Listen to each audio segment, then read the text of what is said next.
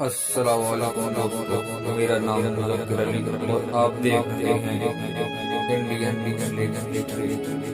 आज की कहानी है भारत में मुगल साम्राज्य की स्थापना की। दोस्तों, भारत दुनिया के कुछ उन चंद देशों में है जिसका इतिहास काफी कॉम्प्लेक्स लेकिन फिर भी काफी इंटरेस्टिंग रहा है। पिछले 5000 सालों में यहाँ कई सभ्यताओं का जन्म हुआ जो दुनिया भर के लिए मिसाल बनी। अपनी डाइवर्सिटी के चलते इस देश ने कई तरह के छोटे बड़े किंगडम्स और रूलर्स भी देखे जो आपस में संघर्ष करते रहे। लेकिन दोस्तों, भारत में कई ऐसे साम्राज्य भी हुए जिन्होंने पूरे इंडियन सब कॉन्टिनेंट को यूनाइट करने का काम भी किया। इनमें एंशिएंट इंडिया के मौर्य और गुप्ता एम्पायर का उदाहरण सबसे महत्वपूर्ण माना जाता है। लेकिन फिर कई सालों के संघर्ष और कॉन्फ्लिक्ट के बाद मिडीवल इंडिया में भी एक ऐसे ही साम्राज्य की स्थापना 16th सेंचुरी में हुई जिसने भारतीय राजनीतिक इतिहास को बदल कर रख दिया।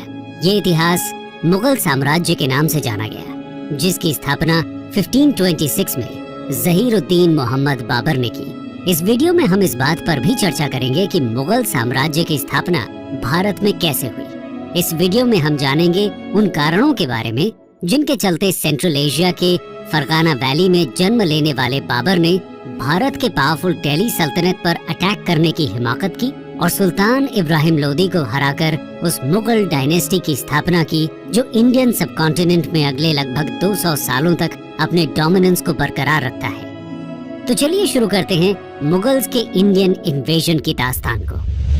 बैकग्राउंड दोस्तों, मुगल्स का इंडियन इन्वेजन कोई एक्सीडेंटल इन्वेजन नहीं था, बल्कि ये सेंट्रल एशिया और इंडिया में हो रहे कई इंपॉर्टेंट पॉलिटिकल डेवलपमेंट्स का आउटकम था। इस कहानी की शुरुआत होती है बाबर के इन्वेजन के लगभग 100 साल पहले यानी 15th सेंचुरी से, जिस दौरान नॉर्थ इंडिया और सेंट्रल और वेस्ट एशिया में पॉलिटिकल सिचुएशन काफी अनस्टेबल थी। सबसे पहले बात करते हैं नॉर्थ इंडिया में चल रहे पॉलिटिकल स्ट्रगल के बारे में। Struggle for empire in north India. दोस्तों, 14th सेंचुरी के एंड तक दिल्ली सल्तनत काफी वीक हो चुकी थी। 1398 में तिमूर के इन्वेजन ने सल्तनत के डिक्लाइन के प्रोसेस को और ज्यादा गति दे दी जब तुगलक किंग को अपनी कैपिटल छोड़कर भागना पड़ा।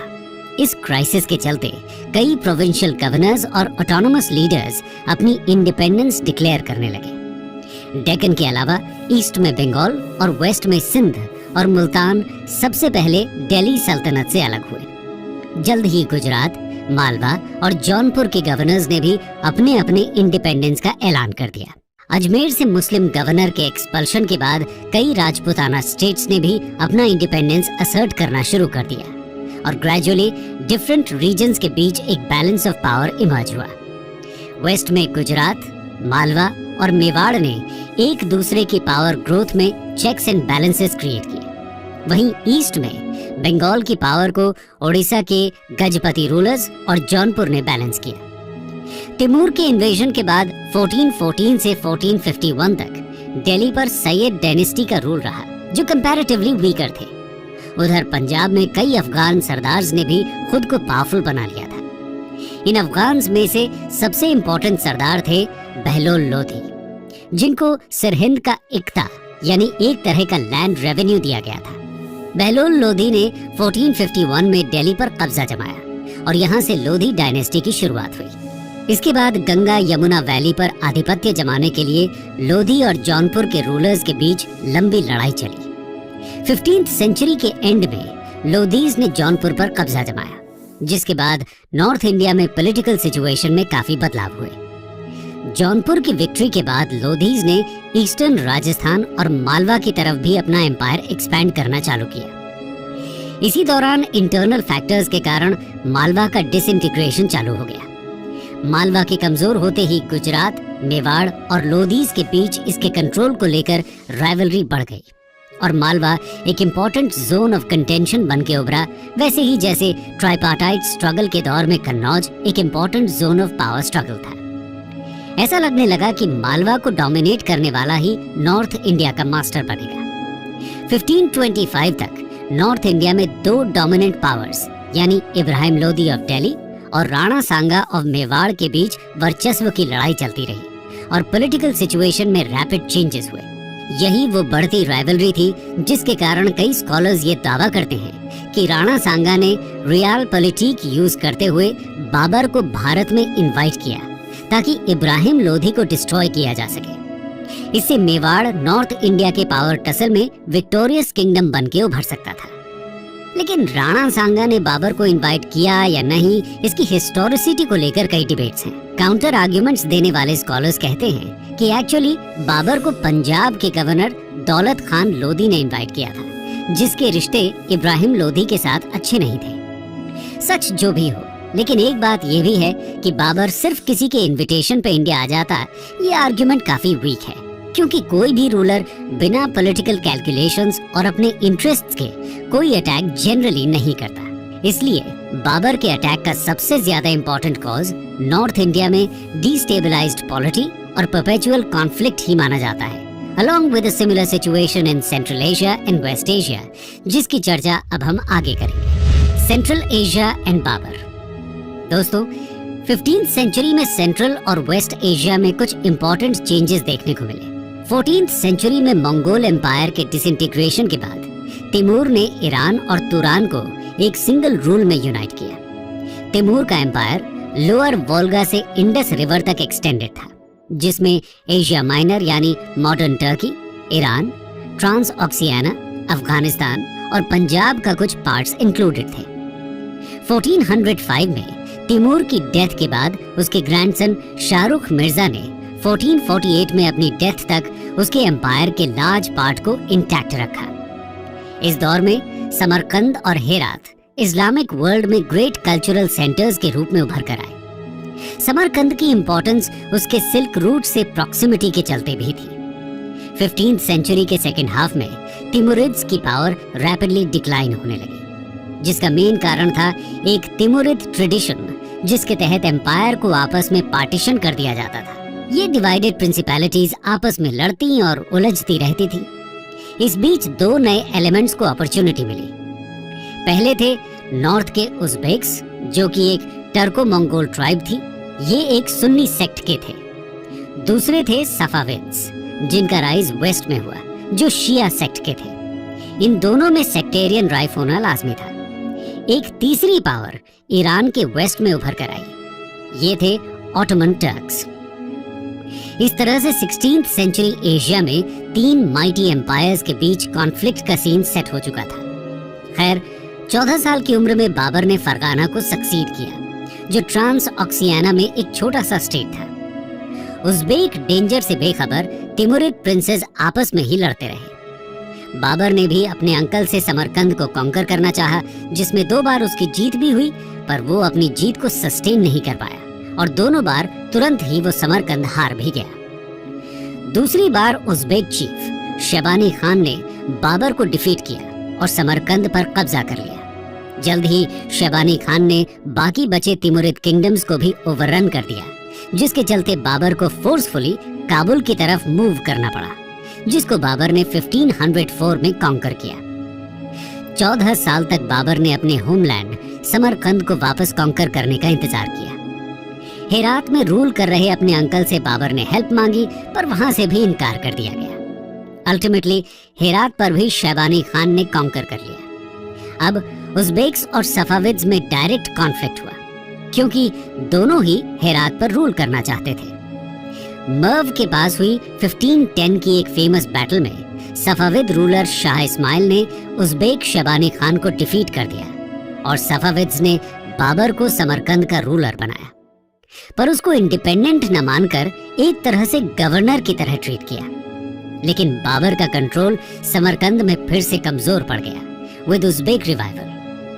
उज़्बेक्स ने बाबर को फिर से डिफीट कर दिया। इसके साथ ही ऑटोमन सुल्तान ने 1514 में सफाविद डायनेस्टी को भी डिफीट कर उन्हें कमजोर किया और समरकंद पर उज़्बेक्स को रूल करने के लिए छोड़ दिया। इससे उज़्बेक्स का कंट्रोल समरकंद में और ज्यादा मजबूत हुआ, जो बाबर के सामने एक मैसिव चैलेंज था।